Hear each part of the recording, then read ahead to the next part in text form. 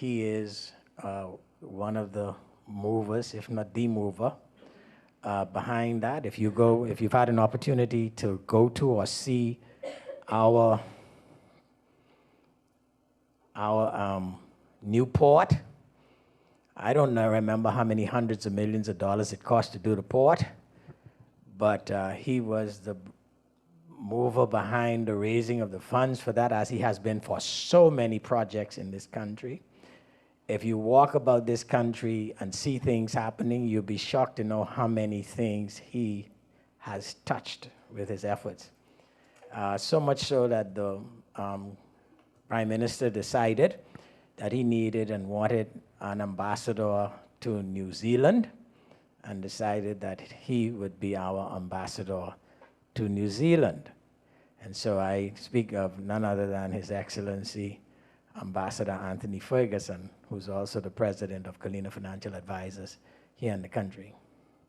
Now, when I tell you, the next panelist is now here, when I tell you that this young man is an outstanding Bahamian engineer, doing regionally big things. And we are so delighted that we too were able to pin him down, because to do that, sometimes I have to go to his father, who is an archdeacon in the Anglican Church, and hope that that leverage will actually get him here.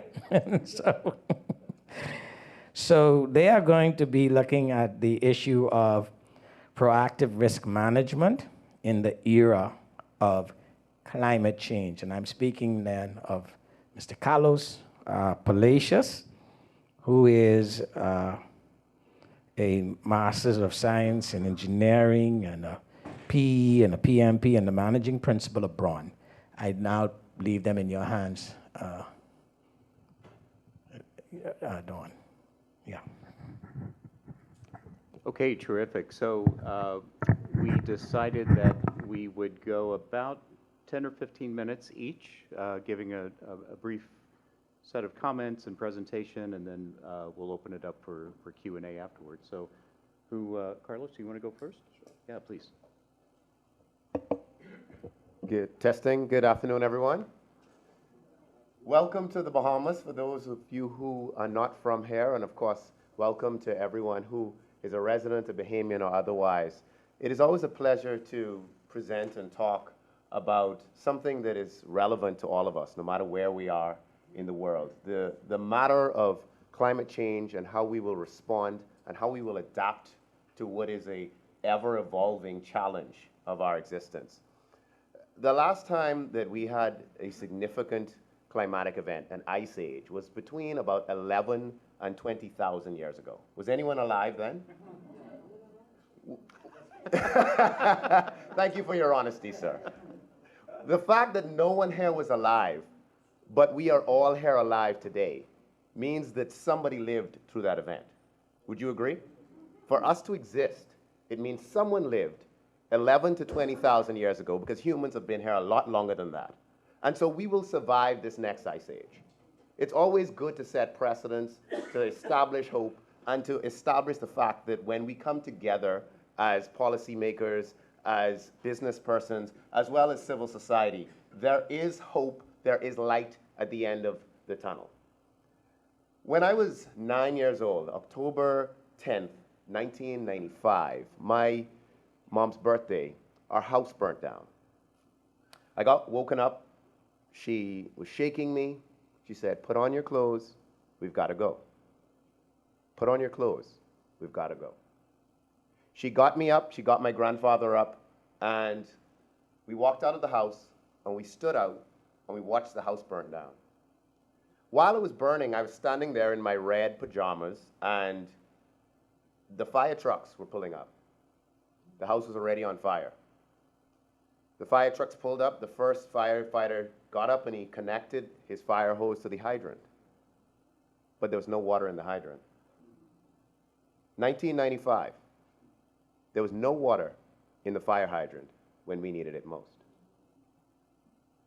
Today the world is burning. 2023 was the hottest year in recorded history. Did anyone else feel hot last summer? Did you feel extremely hot no matter where you were in the world? We had fires in places that don't normally have fires. We have droughts. We had floods. We had severe climatic shocks. It was the hottest year on record.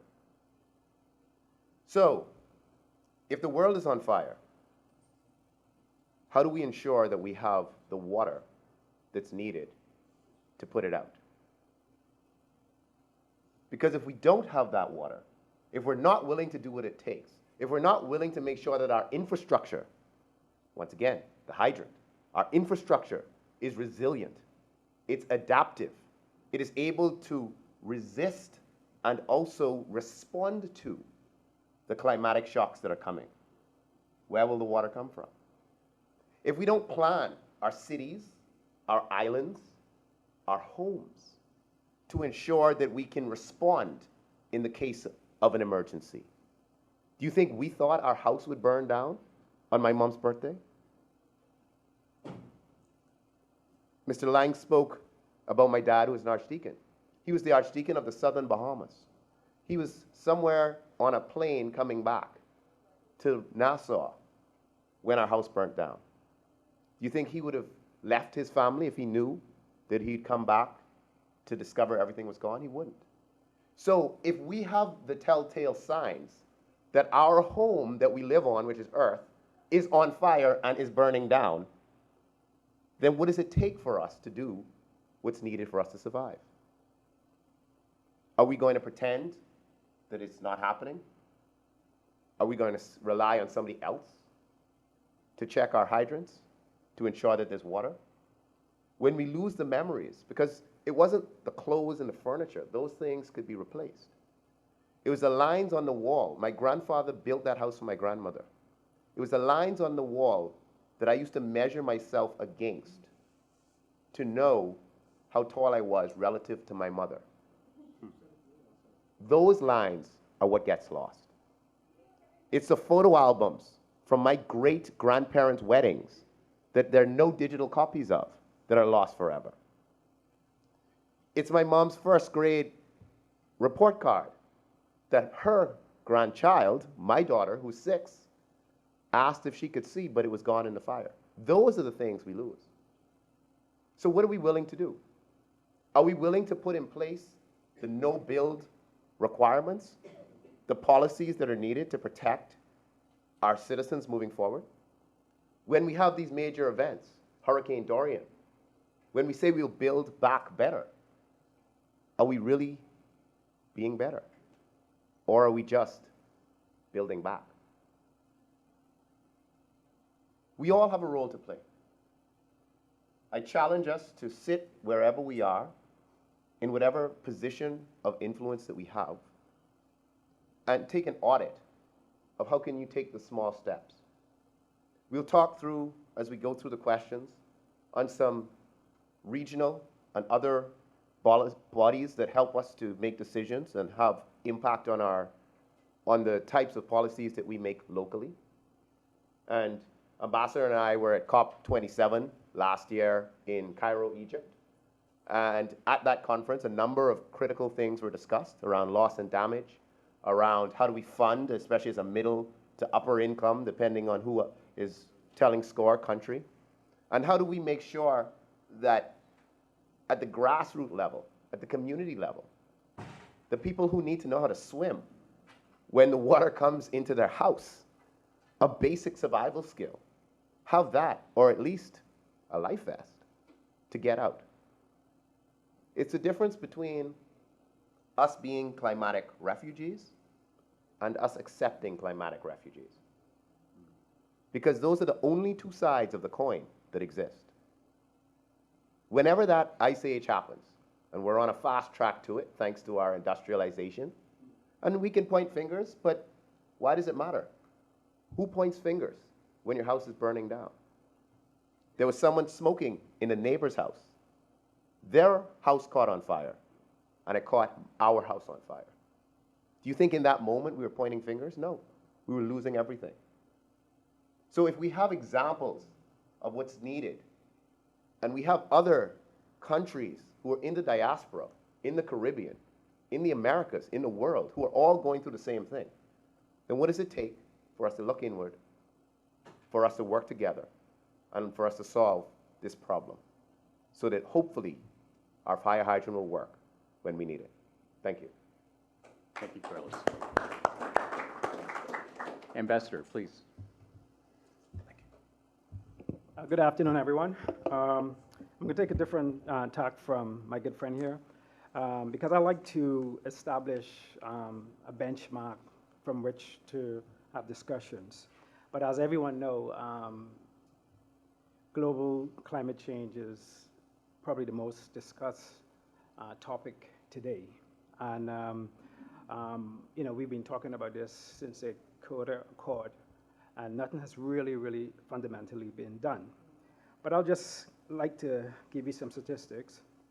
183 countries have coastline and marine environments that are associated with domestic and international tourism. 10% of the world's population live in coastal regions situated less than 10 meters above the sea level. Coastal and maritime tourism stands as a key component in the economies of many small island developed nations like the Bahamas, and it contributes 25 to 30% of the gross domestic product, which is twice the global average. And if we take it to the Bahamas, we're at 60, 70%.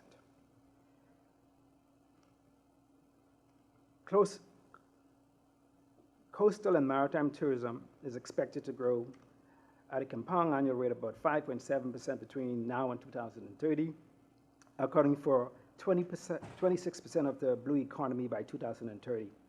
And as you all know, the blue economy sector is heavily dependent on biodiversity and the quality of its ecosystem, and we could talk a little bit about that. But more importantly, if the ocean was an economy, it would be the 6th largest economy in the world. And so when we talk about global climate change, particularly if we bring it home to the Bahamas and the Caribbean region, we are on the front line. And you know, the sad thing about it is we did not contribute to this global climate change, but it's impacting us on a daily basis. The latest climate projection is suggesting that the average temperature will increase by an average of 4% centigrade over the next 50 years. We're beginning to see more extreme, as Carlos indicated, weather patterns all around the world, and that's again because of the global climate change. By 2050, up to 106 billion worth of coastal property will likely be below sea level, including some of the islands in the Bahamas that we love, and particularly in the Florida area. Over the next 25 years, greenhouse gas driven temperature, as I indicated, will increase. But as a result of that, it's going to cost an average annual $12 billion in power lines needed to be fixed per annum. And of course, the coastal U.S. coastline is projected to rise about 10 to 12 inches, which is exactly what's going to happen here in the Bahamas over the next 30 years. So small island developing nations like the Bahamas are on the front line, and you know, we need to you know, proactively address this. And how do we do that? Regrettably, you know, not airing our country, you know, dirty laundry. You know, I mean, I guess this applies to most politicians. You look at what's happening in the U.S. Congress; they know better. They can't get anything done. You know, and so we talk a good talk, but we don't do anything about it. So I think the risk of adverse impacts of climate change remains because we just continue to talk about it. But I think in managing that risk, we have to avert, we have to minimize, and we have to address, particularly the small island developing nations, the loss and damage. Recently, I was appointed to the United Nations Loss and Damage Committee for the Caribbean and Latin America to represent those islands and countries with respect to how do we get compensated for the increase in the climate change. And so if I was asked to help devise a framework to manage risks with respect to global climate change, I'll do two things. One, I will speak to adaptation. I think Carlos mentioned that. And of course, risk reduction. Adaptation requires funding, and regrettably, in the Bahamas, we're not in that position to do that. Hopefully, we will be if we are able to monetize our blue carbon over the next 5 to 10 years. And of course, in avoiding the climate change, it requires the world to assist because they have to reduce their greenhouse gas emission. And just this morning, I saw on Bloomberg where JP Morgan Asset Management managed trillions of dollars, withdrew from the Climate Action Committee, right? And I was like, wow, okay, JP Morgan move, there's a couple others.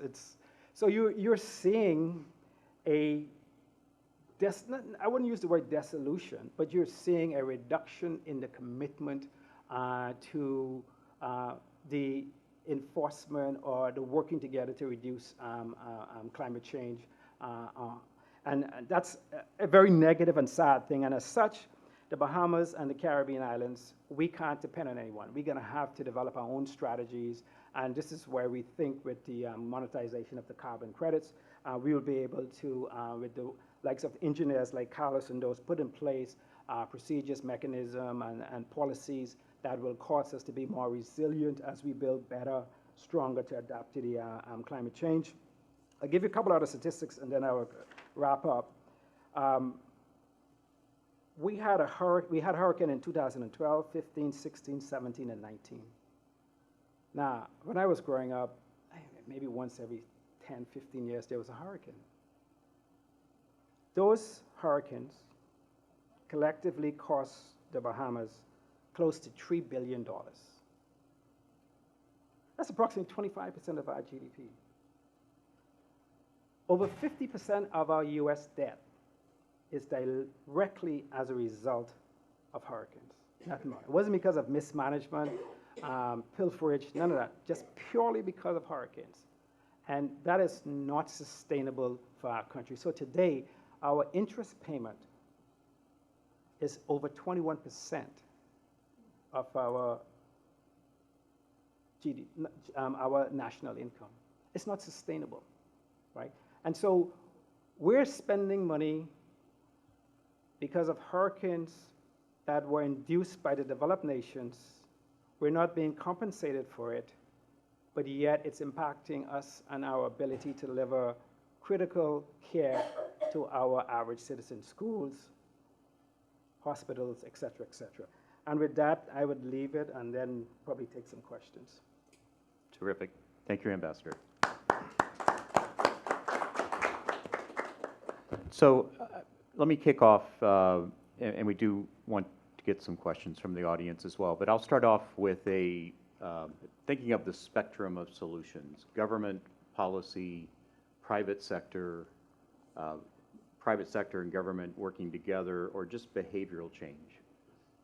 The right answer is we need all of it, but what's the likely solution? Help those of us not from the region, what's likely to happen? What are the barriers to either government or private sector or behavioral changes taking place?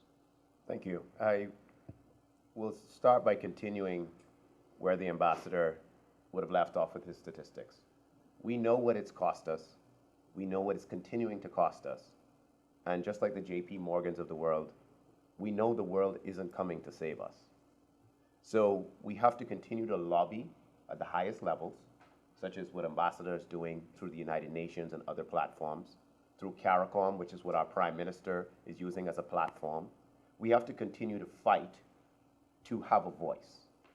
And the strength of our voice comes from unity. As a region, we're all dealing with the same challenges. We're archipelagos or we're islands. We have aged infrastructure. We have tourism-dependent economies. And we have economies that are driven by foreign direct investment. We do about 250 projects a year. We have teams in 6 countries throughout the region. And the same challenges from a design and an adaptation standpoint that we have in the Bahamas are the exact same in every other Caribbean country. While our codes may vary slightly, the nuances of what we have to deal with are all the same.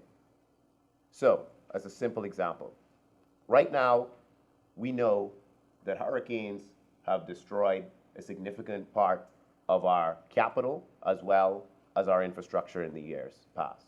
But right now, our building code requires the center of the crown of the road to only be 5 feet above mean sea level. 5 feet.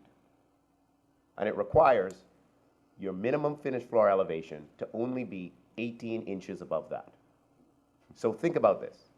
6.5 feet above mean sea level, you can build a house that gets permitted to be built in the Bahamas. Does that make sense to anyone in this room? In Dorian, we had 20-something foot storm surge, like 23.5 feet.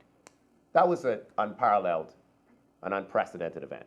We obviously aren't going to build our houses 20-something feet up in the air.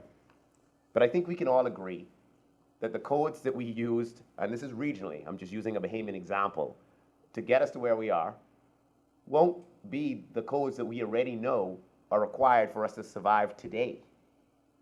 6.5 feet. Imagine a hurricane, even a category 1 or 2, that easily has 5 to 10 feet of storm surge with waves on top of it. And your floor is only 6.5 feet by code above sea level. We're sitting in a room in the university in the Bahamas where today you can build that and meet our current code. So when we talk about policy, it takes courage to change things. I think everyone in this room would know that doesn't make sense. I'm a technocrat who executes on that. And so what we now have to do is we design to insurance requirements, which exceed code requirements. Because if you're going to build a hotel or a resort, I think we're going to talk about risk management in a bit. If you're going to build a hotel or a resort, and your insurance, let's say you're spending $250 million, $500 million, $1 billion, and you can't get that insured because the platform of your hotel is below the flood, the minimum flood design elevation, even though it exceeds the code, it won't get insured. And there's nothing, unless you're a major developer, not many can operate through self-insurance. So when we talk about how it's all interconnected, if that developer gets approved based on a code, then can't get insurance and can't open, all of those jobs and all of those concessions that were given or were counting on that resort to open can't. And these are real examples. So we have to be intentional to make sure that we're making decisions that allow us to have a sustainable and realistic future. We have to make some tough decisions. Because yes, to raise the minimum floor elevation increases your cost of construction. But to build back in the same place, the same way, that got washed out in the last 5 storms that the ambassador referenced, also doesn't make sense. So I think we have to take ownership. Ownership of where we are, ownership of what it takes to get us to where we need to be, and at all the layers have the open communication because the information is there and the statistics are speaking for themselves. Thank you. Thank you, Carlos. Yes, Christine. You're very impressive. Thank you. Thank you. Oh, you meant Carlos. Sorry. But Carlos, you have my attention. What would be the code in that if you were to design the code to build a house?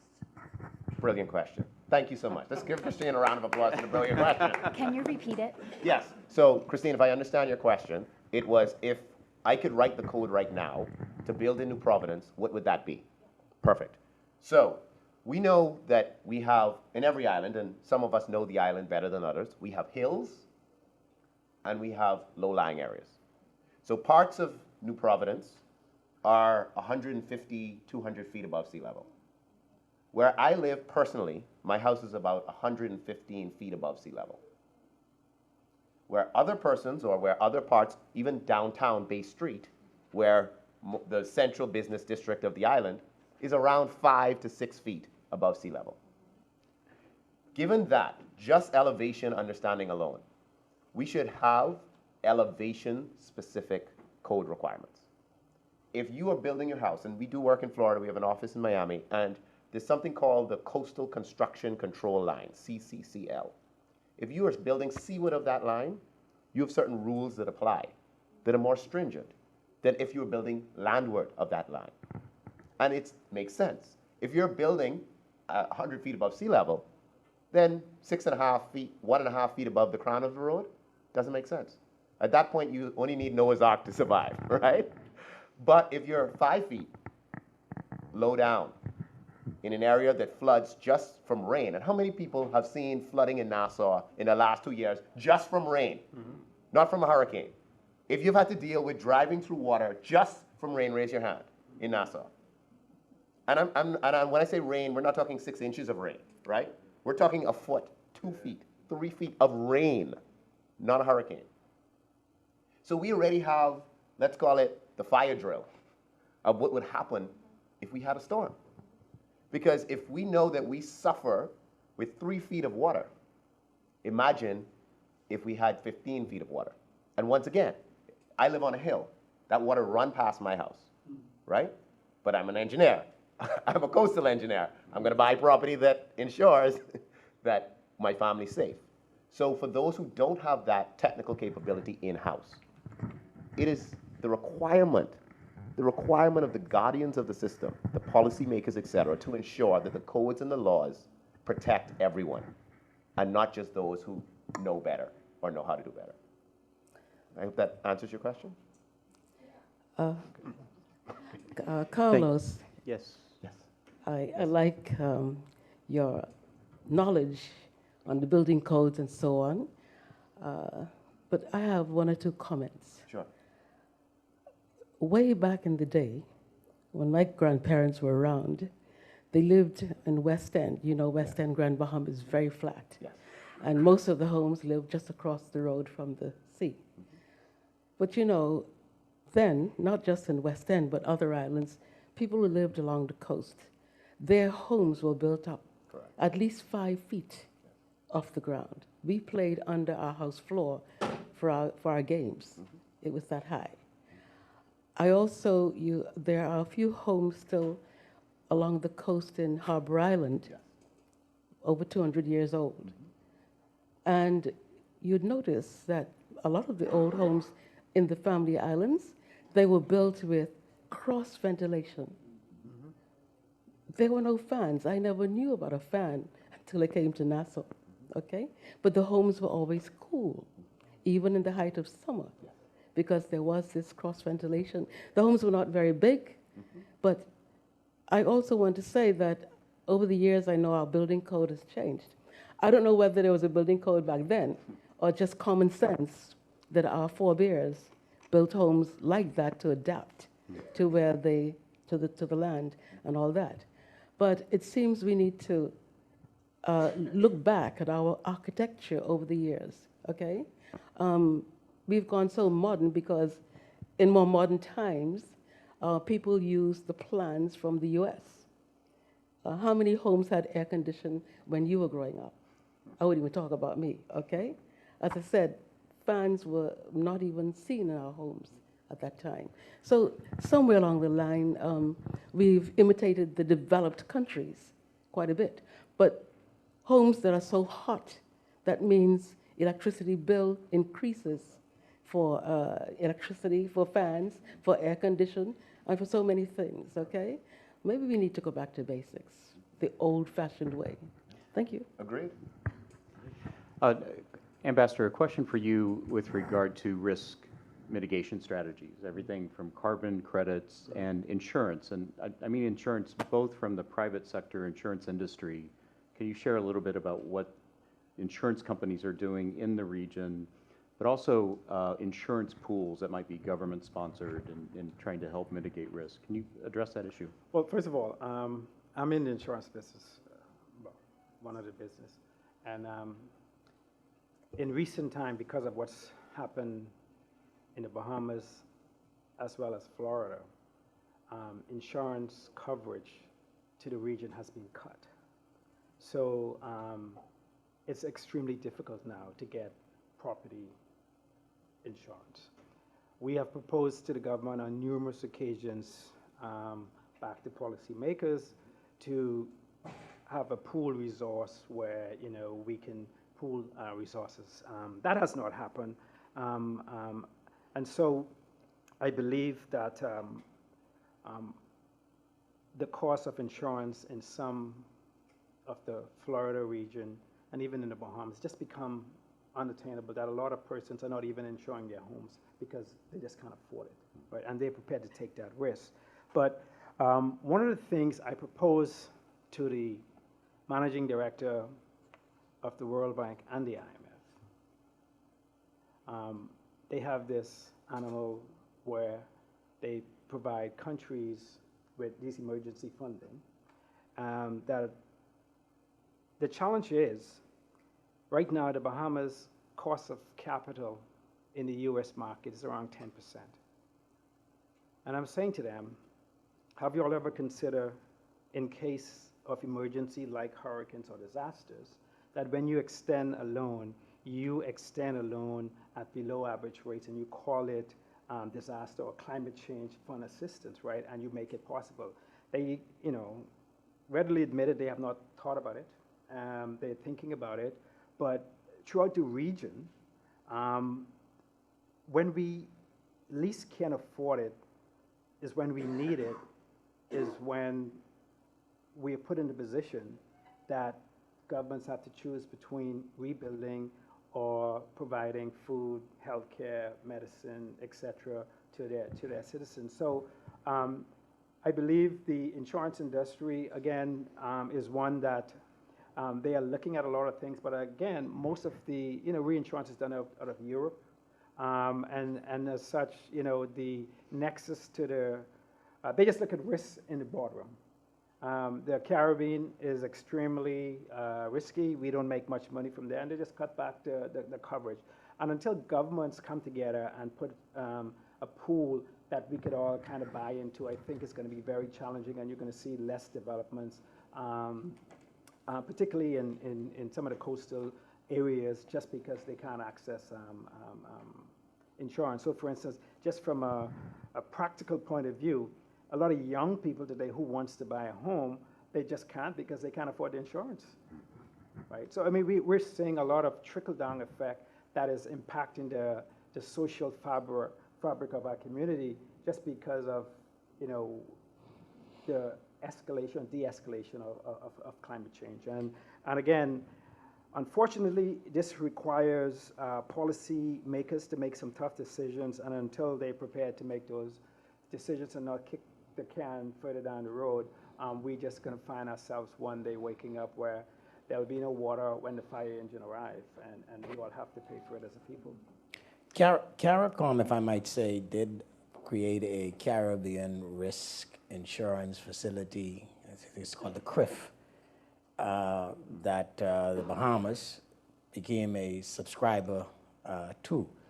The problem was that when we got hit with a hurricane, we realized that the trigger mechanism for actually claiming on the fund was far higher than the event that took place, and so therefore it was not as helpful as it could be. And I think that's a part of the challenge of the facility being underfunded, trying to do something, but not having an adequate enough facility. So, but let me give you some statistics. So back in 2015, it was close to about 400 million. In 2016, about 900 million. In 2017, it was about 500 million. 2019 is over $1 billion. So the point is, the fund only had $50 million. $50 million, It didn't have anything to exactly to access, right? Exactly. So again, while noble gesture, I think a part of their overall budget, I think they need to start setting aside. If they're not going to build, as Carlos suggests, building, then they need to set aside a portion of their budget for these type of things. Bill, I wanted to ask actually Carlos a question. Please. So much of what you indicated in terms of reforming the building code would speak to future construction. Yes. But we have a lot of our souls who are already vested in the existing infrastructure. What is it that can be done by present homeowners, et cetera, commercial enterprises to mitigate the risk that exists from hurricanes we know will come? Sure, very good question. And it always comes back to money. I remind persons when they ask me that, well, what can I do as an individual? I have a house, I own a business, I can't move my house, right? My family lives there, so what can I do? You can run your family budget. And if you can't afford the insurance, then you may have to self-insure by setting aside somehow a contingency plan. And that contingency plan maybe is not 10% of your income, because maybe you don't have that if you can't afford the insurance. But maybe you're going to have to move back in with Grammy, who lives on the hill, back in Long Island. The reality is, so we have just about 70 staff here in Nassau. And a number of our team members left Nassau during COVID to move back to the islands where they're originally from, because they felt safer in those islands. Safer because of crime, safer because no congestion, but safer because of climate change.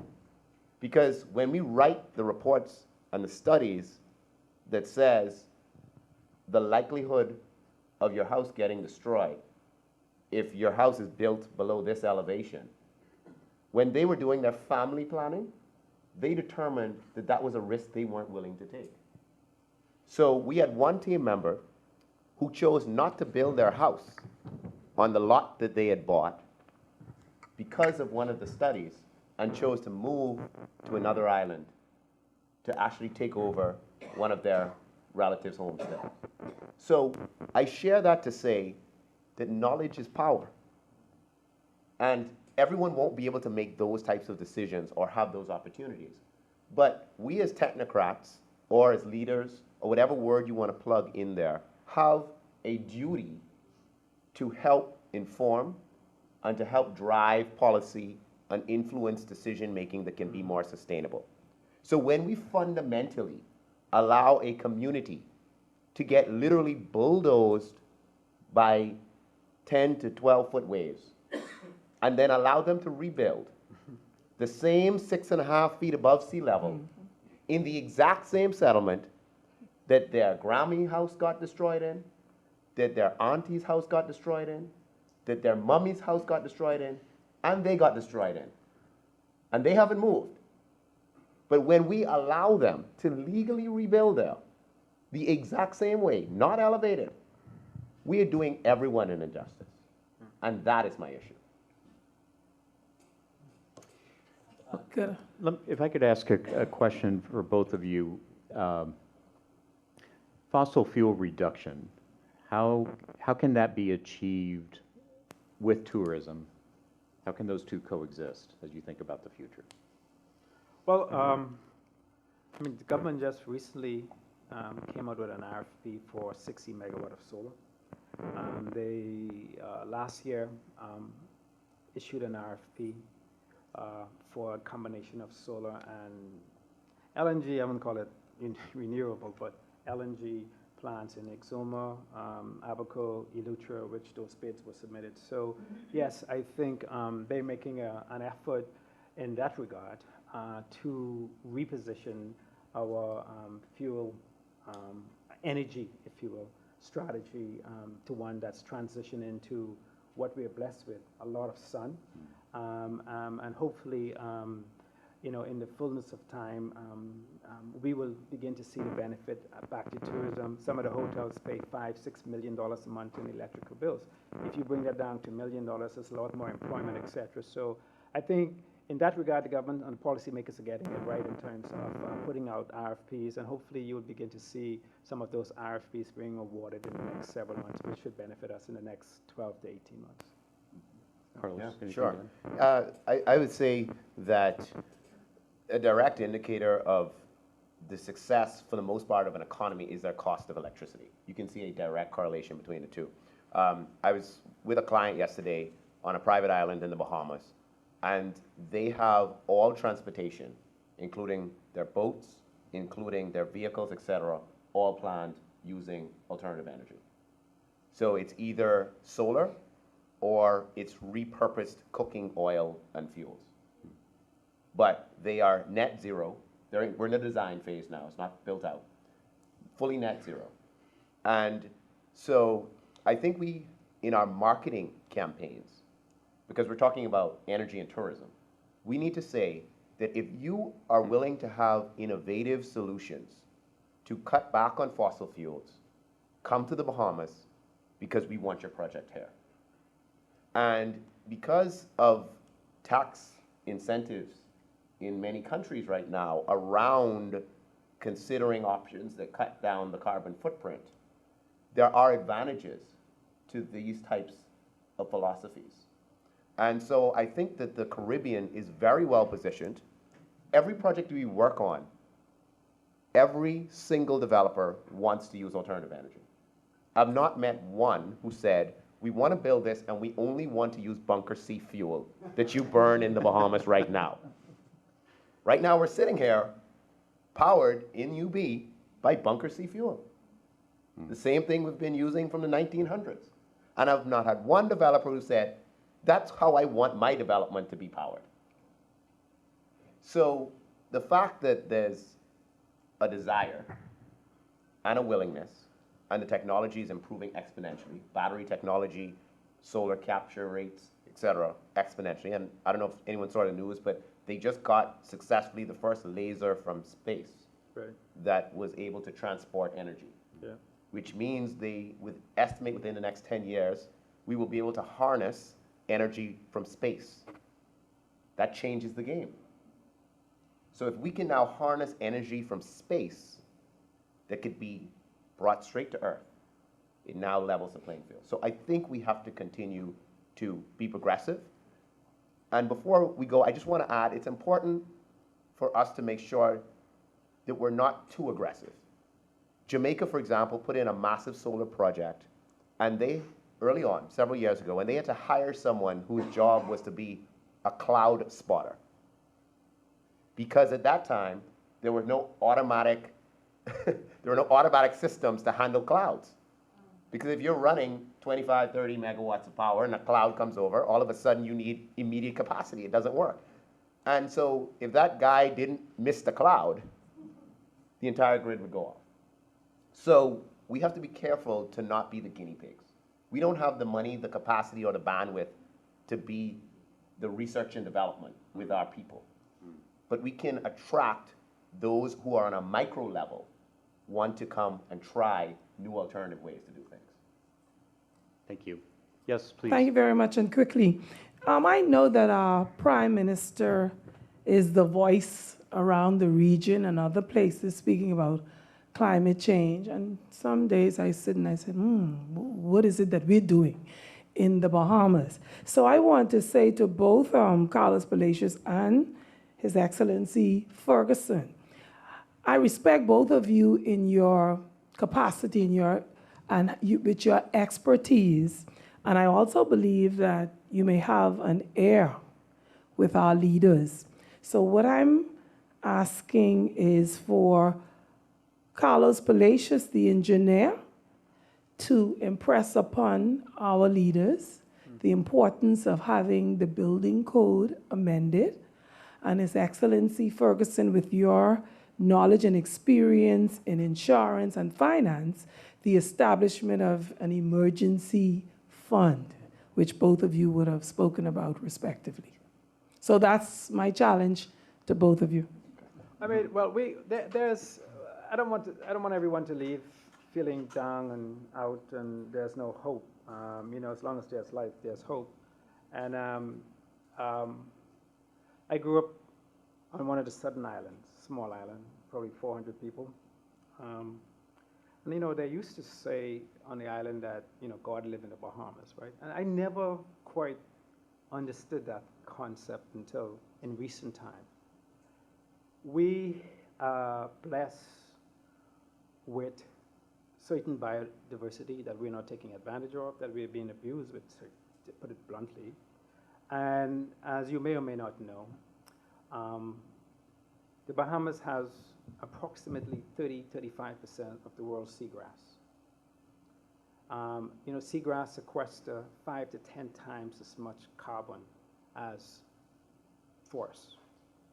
We estimate that we probably have, once we're fully mapped, the 100,000 square kilometers, we would have between 15 and 18 million tons of carbon, blue carbon, That works out at European euro prices, close to 2 billion.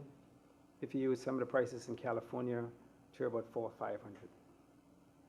One of the things we have done is based on the UN's SDG social development goals, we have ring-fenced it such that we've identified 10 social development goals that those funds, once you sell it, has to go in, so it doesn't go into the public treasury. So back to your comment, teachers in the community, healthcare, resiliency, infrastructure development, all of those funds will be channeled into those things. So we have mapped 15,000 of the 100,000 square kilometers already.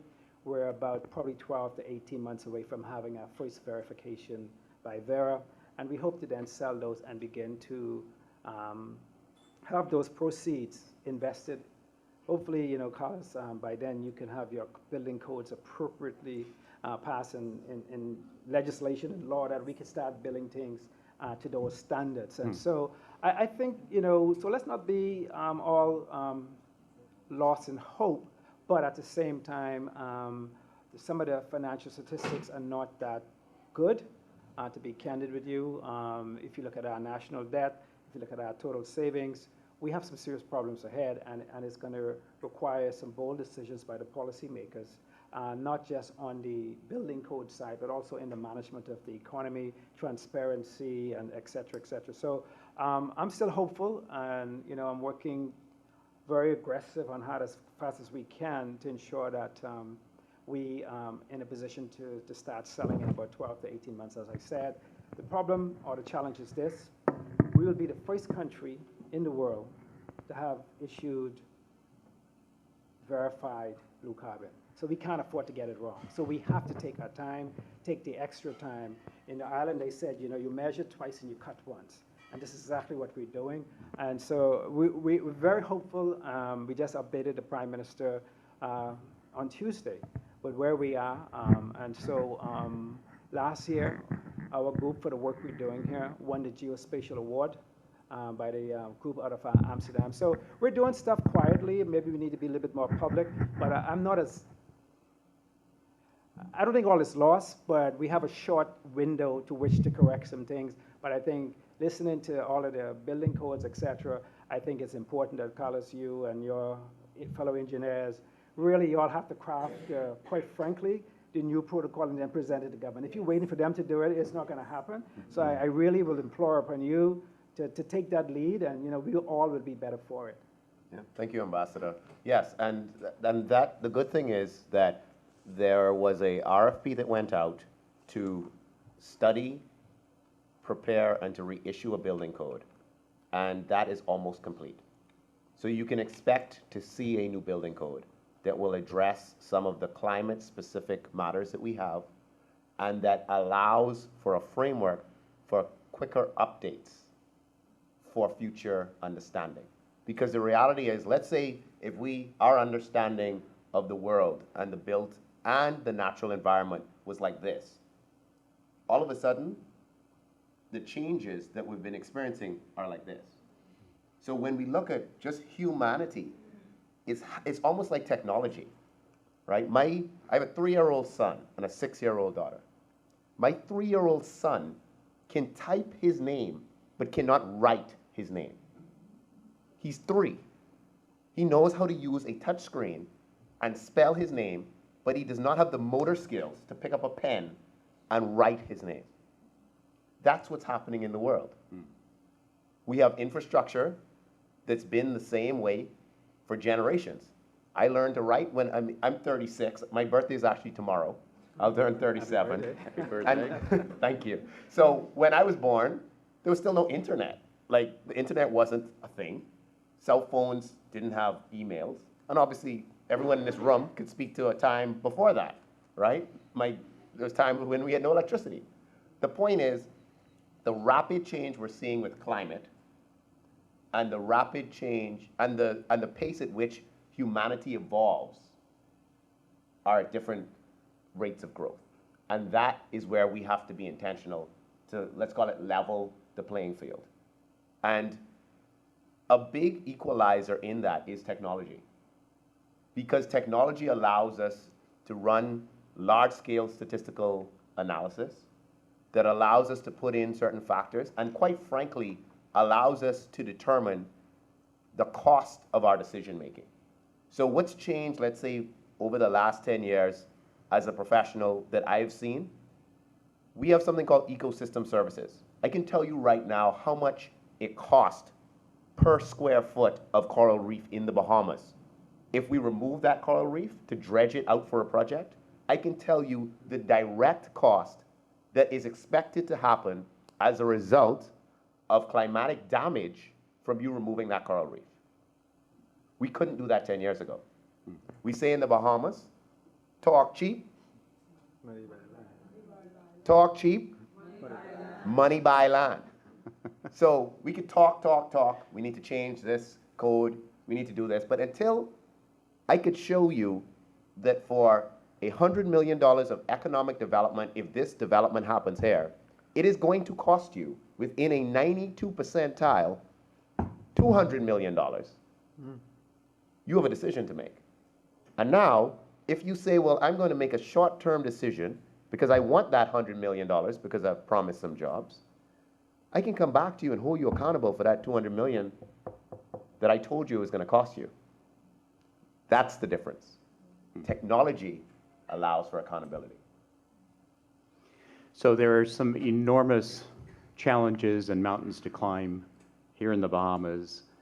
I come out of this panel discussion with a great degree of hope, and partly because of the intelligence, the leadership of these two gentlemen, the innovative solutions that you're working on actively. Thank you both for your time and insights. Thank you. Thank you. Well done. Excellent.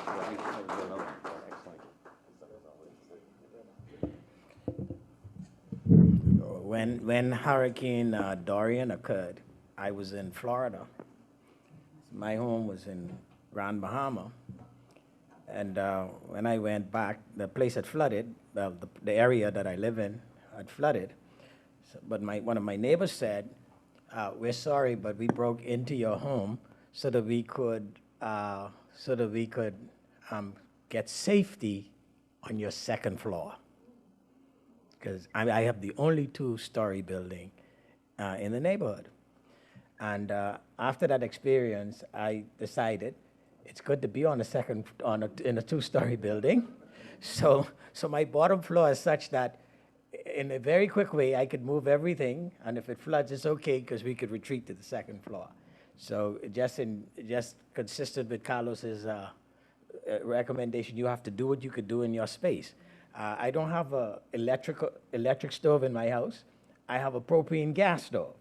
So when the electricity goes off, I can still cook for my family, you know? So you make these adaptations in the current environment to do what you can. So like Dawn, having listened to these two gentlemen, I leave with some hope that there are things we can do, there are things the government can do that might help us mitigate some of these challenges. It's only left for me now to conclude our conference today. And I don't know about the rest of you, but I thoroughly learned a lot, enjoyed the sessions, not merely, you know, unlike many sessions I've ever been in, there wasn't a lot of describing of problems. There were descriptions of problems, but there were a great many solutions that people provided for the issues and challenges, and that's what a conference is. We came to confer, we left with and have solutions that we can look at. And so I want to thank you for that. So we're hopeful that notwithstanding the existential threat that climate change poses, there are things being done, there are things that we can do to mitigate the challenges of climate change.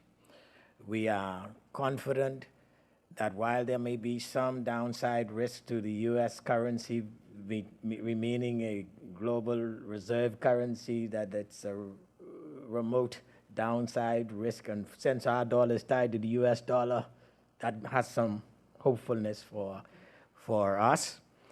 And we are mindful that central banks can make a difference, as the Central Bank of the Bahamas is making a difference, having issued the world's first digital central bank currency.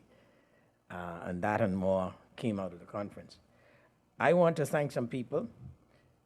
Firstly, you, our audience, both by Facebook and here present, for being here and participating in this conference.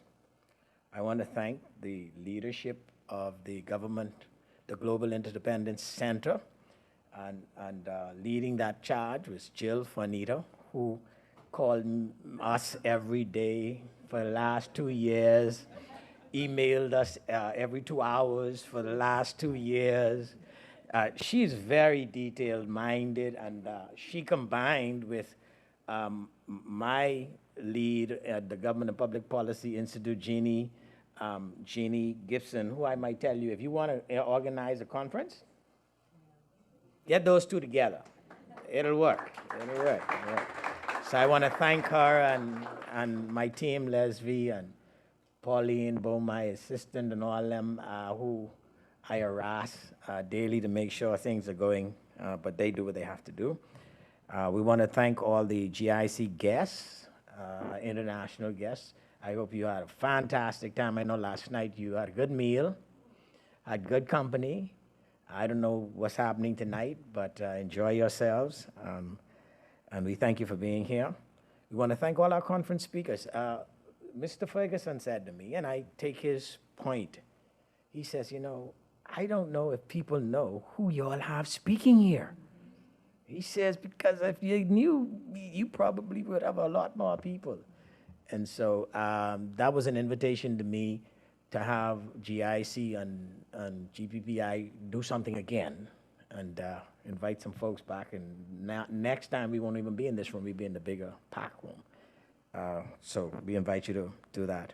So we want to thank all the conference speakers, both international and local speakers. We want to thank the Ministry of Tourism that provided transportation support, reception for you at the airport and continues to support you. The Director General, especially Eva May Ferguson and her team, for just a valuable piece of assistance to you, our international guests. We want to thank the Office of University Relations and Ashronique Bowendoes for having supported our efforts so much. And sometimes when you think these people aren't listening, I sent an email to Jill, and I was wrong about the email. And they said so to me, so we were able to correct. That's how on the ball these folks are. And so thank you, Ashronique and your team. Of course, we couldn't have done this without the university's IT department, so let's give it up for them. Listen, connected us right up. We were able to Facebook people, bring in Therese, etc., seamlessly. Thank you very much for that. Keeping us safe was Campus Police. We want to thank them for organizing us around the campus and protecting us. The university's physical plant department, you'll never see them, but they are all over the place making sure things happen, but we have to be grateful to them. All our protocol officers who, I can't imagine how you do something like this without protocol officers, because you wouldn't know where to go, what to do, etc., and they're very helpful in that regard, and we want to thank them, especially Sandra Dane Smith and Philippa Colley, who were both extremely helpful in all of this. And so again, thank you very much, folks. Enjoy your evening. Tomorrow, there is the round table, and it's taking place right in the library, in the conference room of the library. So once you assemble in the foyer, some of my staff will be there to help you out. I won't be because I recently had some medical attention, and I have to do some things tomorrow and travel. Okay? And so God bless you. Thank you very much. It's been a pleasure.